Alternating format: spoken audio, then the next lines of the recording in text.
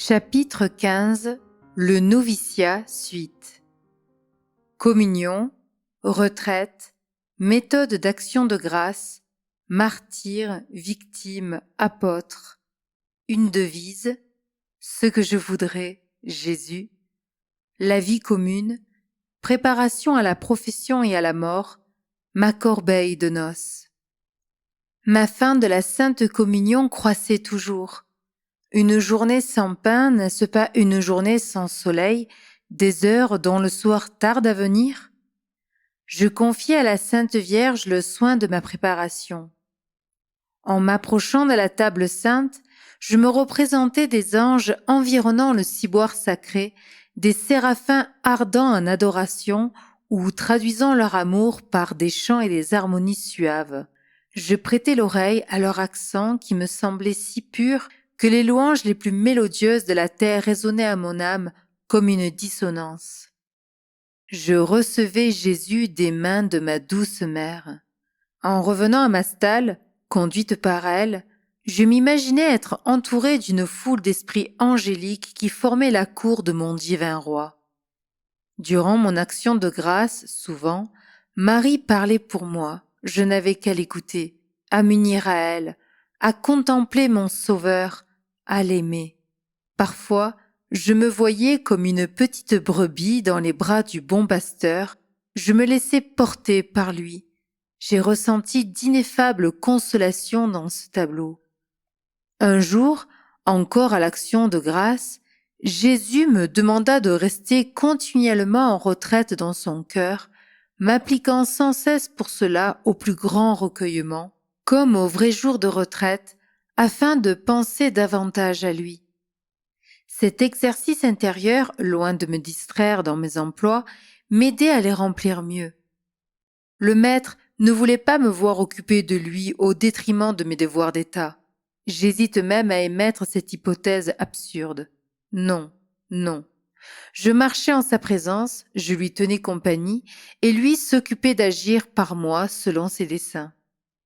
Je n'éprouvais à cette application aucune tension d'esprit. Au contraire, c'était un regard doux, attentif, aimant, tourné vers l'hôte qui habite dans les âmes comme dans son temple.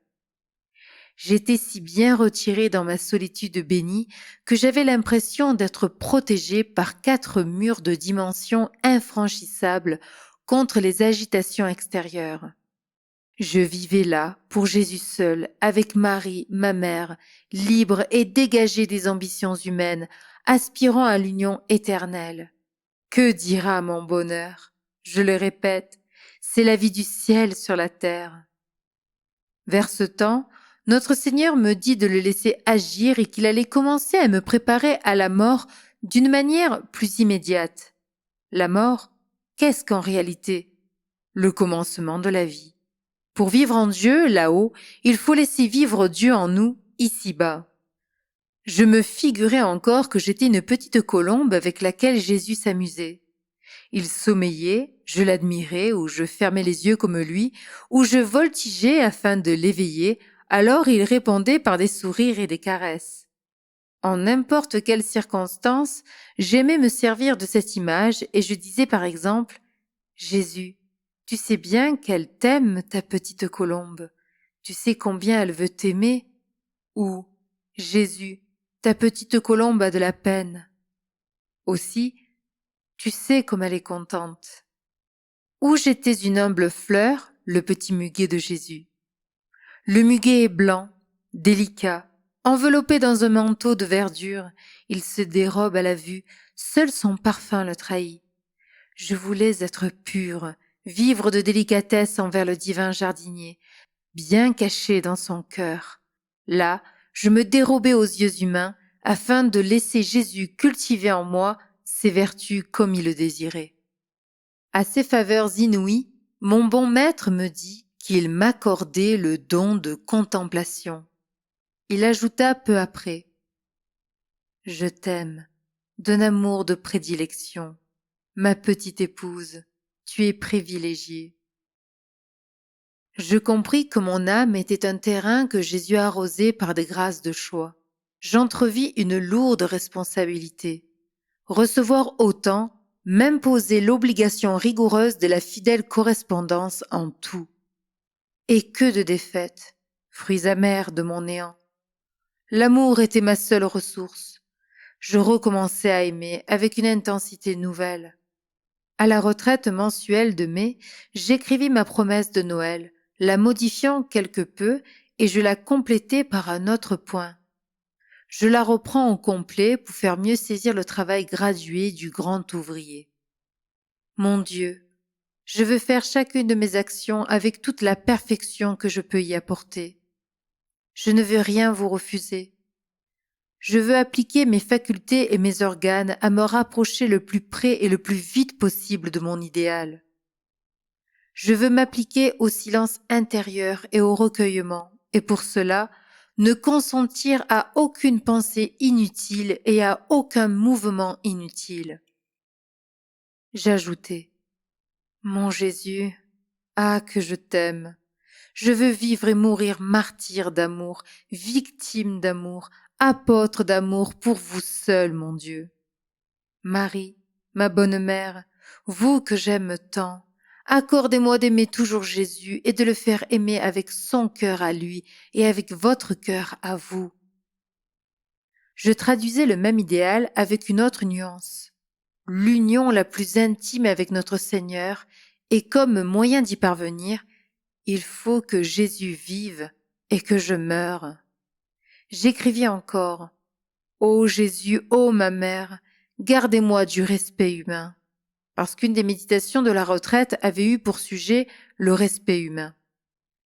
Que je suis heureuse dans ton cœur, ô Jésus, en compagnie de ma mère.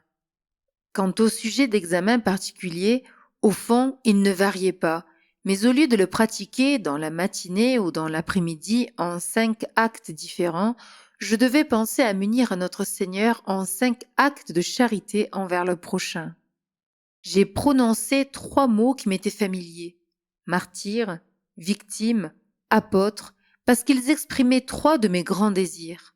Souvent, dans la journée, je disais la formule des vœux et j'ajoutais toujours « Mon Dieu, je vous demande la grâce de vivre, de mourir martyr d'amour, victime d'amour, apôtre d'amour. Je désire ardemment faire le vœu du plus parfait. Je vous renouvelle mes promesses. Marie, ma bonne mère, je vous renouvelle mon acte de donation entière. » Par l'expression « je vous renouvelle mes promesses », j'entendais celles que j'avais émises à Noël et complétées un peu plus tard par la donation entière à la Sainte Vierge. C'était l'abandon total selon l'esprit du bienheureux Grignon de Montfort. Jésus répondit à mon triple désir par sa voix intérieure en plusieurs circonstances, disant qu'il m'acceptait comme victime, une autre fois comme apôtre, enfin que je serais martyr. Maintenant, je le remercie de ses faveurs précieuses. Un jour, il se présenta avec un océan de grâce. J'emploie le mot « océan » pour en figurer la multitude. Puis il me dit « Je t'aime tellement, et je t'ai accordé de si grandes grâces que pour satisfaire mon amour, je ne sais plus lesquelles te donner. Toutes celles-là sont à toi. » L'excès de sa tendresse profita surtout aux âmes coupables. D'ailleurs, ma mère était là pour appliquer justement les trésors infinis.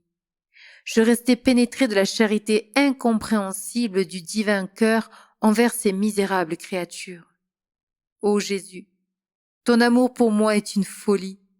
Pour te prouver ma reconnaissance, je t'aime et veux t'aimer à la folie. Je t'aime tellement que je ne sais plus comment me donner à toi pour t'appartenir mieux. J'implorais encore la lumière céleste sur le choix de ma devise. Je voulais qu'elle caractérise mes aspirations. Je pris aimer et souffrir. Peu de temps après, par la voie de l'autorité, Jésus me demanda un grand sacrifice, ou plutôt, il m'accorda une délicate faveur. Accepter avec amour et reconnaissance les petites croix que le bon Dieu m'envoyait, mais ne pas en désirer d'autres. J'obéis avec joie, car je recevais par cet avis le sujet de souffrance qui m'était le plus sensible. Quand souvent s'élevait en mon âme la passion de la croix, je disais à mon tendre maître, Jésus, Tu le sais que tout mon bonheur était de vouloir souffrir pour toi. Je ne peux plus te demander ce privilège. Oh, que j'en suis heureuse, parce que je souffre beaucoup plus par le seul sacrifice de mon désir. Je t'offre mon obéissance. La conduite divine est donc admirable. Elle m'offrait en cela l'avantage d'avancer d'un pas dans le sentier du détachement total, du renoncement à mes désirs, même à ceux qui paraissaient les meilleurs à mes yeux aveugles. L'amour restait toujours mes délices et mon martyre. Encore en mai, j'écrivis quelques stances intitulées « Ce que je voudrais, Jésus », dans lesquelles passaient quelques-uns de mes sentiments. Les voici.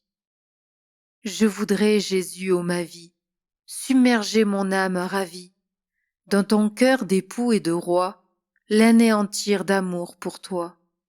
Je voudrais parcourir le monde, lui donner ta paix qui m'inonde, écrire en feu dans chaque cœur, mon Dieu, vous êtes mon bonheur. Je voudrais que partout sur terre, les hommes te sachent leur Père, que ton nom soit sanctifié et ton règne glorifié. Je voudrais voir dans la nature ta raisonnable créature, éviter le moindre méfait et vivre en toi d'amour parfait. Ah, je voudrais fermer le gouffre de feu, de torture et de soufre, où sans fin on pleure et te hait, où de blasphème on se repaît. Je voudrais pour ta grande gloire faire monter du purgatoire les âmes qui sont à brûler du désir de te contempler. Je voudrais dépeupler le limbe, faire que l'auréole nimbe le front des êtres qui jamais sauront l'éclat de tes bienfaits. Pour t'avoir aimé dans ce monde, Jésus, une seule seconde, si j'allais en enfer toujours, je t'aimerais, ô mes amours. Suivre en tout la vie commune m'était une jouissance réelle.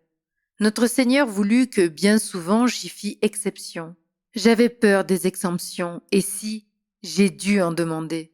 Chaque fois c'était un acte nouveau de renoncement, parce que je me trouvais sur tel ou tel point en dehors du règlement commun, et je craignais de céder à mes fantaisies.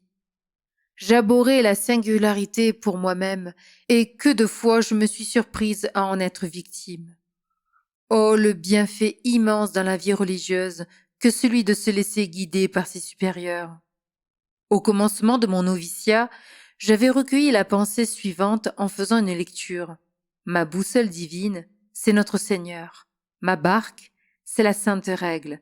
Celles qui la conduisent, ma barque, ce sont mes supérieurs. Une âme qui demeure constamment dans l'obéissance s'en va vers le ciel en douce quiétude.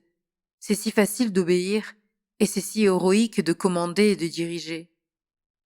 Les réponses d'admission à la profession allaient être connues bientôt. Jésus me dit dans un moment où mon âme souffrait beaucoup, « Tu vas faire profession. » Et puis, 1 an plus tard, aussi le 15 août, en la fête de l'Assomption de ma mère, je viendrai te chercher par la mort. Ma joie fut extrême, c'était en mai. 15 mois me séparaient encore de l'union éternelle. Depuis, je comptais les mois jusqu'au milieu de décembre suivant, alors que je me mis à calculer par le nombre des jours. En la fête de l'Assomption, quel privilège! En méditant ce mystère glorieux du rosaire à la récitation du chapelet, ou bien à la vue d'un tableau qui représente l'envolée de la Sainte Vierge vers l'amour infini, je pense à l'instant radieux où je la verrai, ma mère, où je me perdrai en son Jésus. Je leur abandonne à tous deux le soin de me préparer à leur goût. En attendant, je songeais à la noce terrestre. Je voulais présenter un cadeau à mon divin époux. Je commençais à orner ma corbeille de noces, que je rêvais ainsi. Je veux offrir à Jésus, le jour de ma profession, une corbeille en or le plus pur, ornée de perles et de rubis. Ce sont mes actes de pauvreté qui l'achèteront. Au centre de cette corbeille, je place la gloire de Jésus-Marie en diamant éclatant par la perfection des actions. Dans ma corbeille, je veux des lys, chasteté, des roses rouges, actes d'amour du bon Dieu, des roses blanches, acte de charité envers le prochain, des muguets, acte d'humilité. Comme verdure, j'y mets des asperges, acte d'obéissance, de la mousse, acte de mortification. Je demande à Marie, ma bonne mère, de présenter ma corbeille à mon divin époux. Pour témoigner ma reconnaissance à la Sainte Vierge, je ferai des actes de dévotion envers elle.